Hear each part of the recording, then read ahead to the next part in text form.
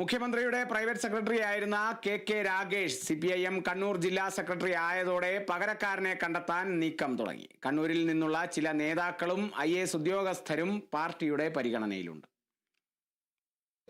MV Jayarajan സ്ഥാനമൊഴിഞ്ഞതോടെയാണ് K Ragesh മുഖ്യമന്ത്രിയുടെ private secretary ആയത്.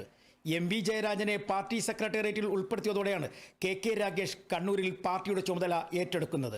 ഇപ്പോഴത്തെ സാഹചര്യത്തിൽ മുഖ്യമന്ത്രിയുടെ പ്രൈവറ്റ് സെക്രട്ടറി സ്ഥാനത്തേക്ക് ആരെ കൊണ്ടുവരണമെന്ന കാര്യത്തിൽ പാർട്ടി സെക്രട്ടേറിയറ്റ് ആയിരിക്കും അന്തിമ തീരുമാനം കൈക്കൊള്ളുക.